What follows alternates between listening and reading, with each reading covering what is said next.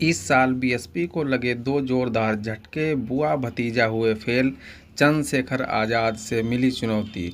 लोकसभा और विधानसभा के उपचुनाव में पार्टी को मिली असफलता, बसपा सुप्रीमो की रणनीति नहीं आई काम। जी हां, नमस्कार साथियों। सियासत के लिहाज से साल 2024 बहुजन समाज पार्टी के लिए बेहद खराब साबित हुआ। बीएसपी सुप्रीमो मायावती लगातार कोशिशों में जुटी रहीं कि कैसे भी पार्टी की स्थिति बेहतर हो जाए, लेकिन ऐसा हो ना सका। पार्टी की स्थिति और भी खस्ताहाल हो गई। पहले देश भर में लोकसभा चुनाव लड़ी, बसपा एक भी सीट नहीं जीत पाई और इसके बाद नवंबर में उत्तर प्रदेश की 9 सीटों पर हुए विधानसभा उपचुनाव में भी पार्टी का खाता नहीं खुला। हर चुनाव बहुजन समाज पार्टी के लिए अग्नि परीक्षा साबित हो रहा है और इसमें पार्टी लगातार फेल हो रही है। उत्तर प्रदेश ही नहीं, अन्य राज्यों में भी पार्टी ने अपने विधानसभा चुनाव लड़ा, लेकिन वहां भी कामयाबी नहीं मिली।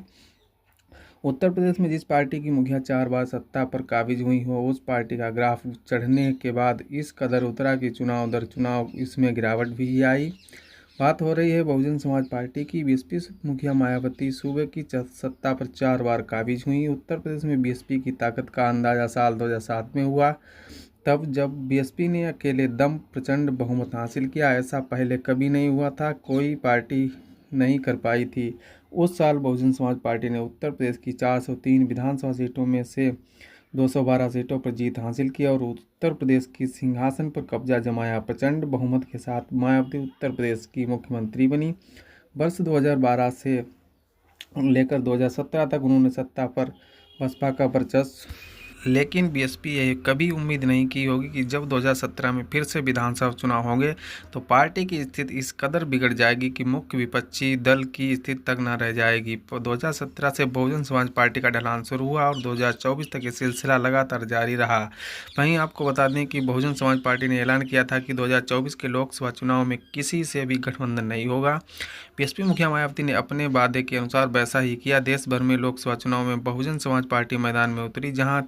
जहां एक तरफ कई पार्टियों को मिलाकर इंडी गठबंधन बना, वहीं दूसरी तरफ भारतीय जनता पार्टी नीति इंडिया गठबंधन में कई पार्टियां शामिल हुई। लेकिन बीएसपी मुखिया ने जो फैसला लिया था उसके तहत चुनाव मैदान में पार्टी अकेले उतरी और नतीजे आए तो अन्य पार्टियों को तो खूब सीटें मिली, पर बीएसपी अकेली ही रह गई। बसपा ने देश भर में 488 सीटों पर चुनाव लड़ा, जो राष्ट्रीय दलों में सबसे ज़्यादा थी। लोकसभा चुनाव में देश भर में बहुजन समाज पार्टी को एक भी सीट तक नहीं मिल पाई। पार्टी का खाता नहीं खुला तो कार्यकर्ता काफ़ी हतोत्साहित हो गए। मायावती को भी झटका लगा। पार्टी में अंदर ही खाने चर्चा होने लगी कि अगर इंडी गठबंधन में बहुजन समाज पार्टी शामिल हो जाती तो फिर यूपी में बीएसपी को भी ज़रूर सीटें जीतने में सफलता मिलती।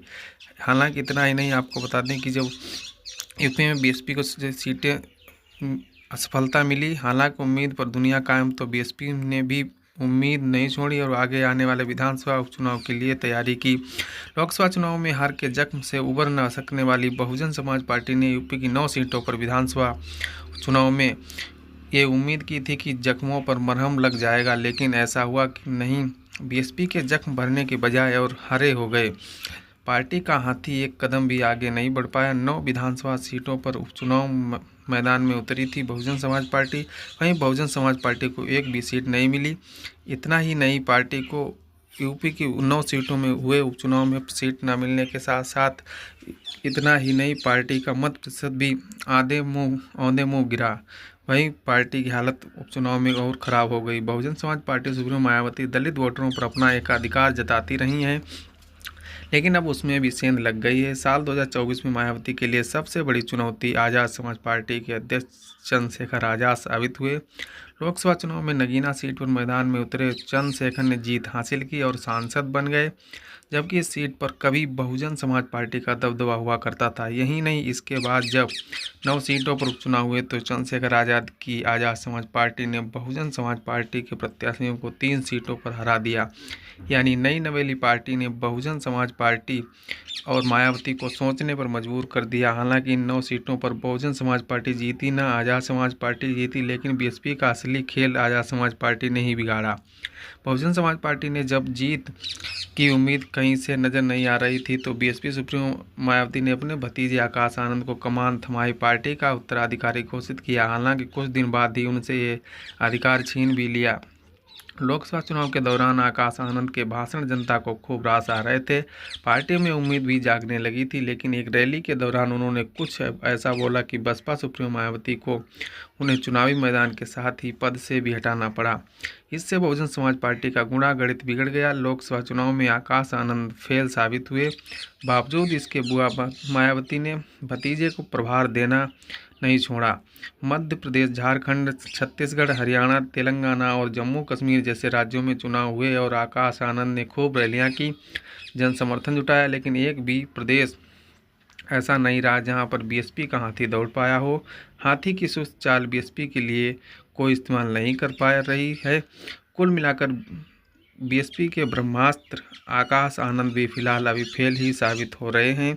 आपको बता दें कि यूपी विधानसभा और लोकसभा दोनों में मुंह केवल गिरी बीएसपी। नए साल में बहुजन समाज पार्टी अपनी रणनीति बदल सकती है। पार्टी से जो भी पुराने नेता निकाले गए हैं उन्हें वापस ले सकती है।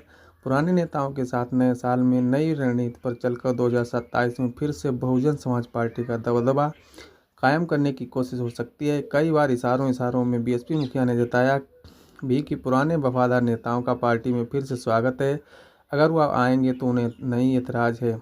ऐसे में नए साल में उम्मीद जाहिर की जा सकती है कि पुराने नेताओं के साथ नए सिरे से नई रणनीति के साथ उतरकर बीएसपी फिर से करिश्माई प्रदर्शन कर सकती है।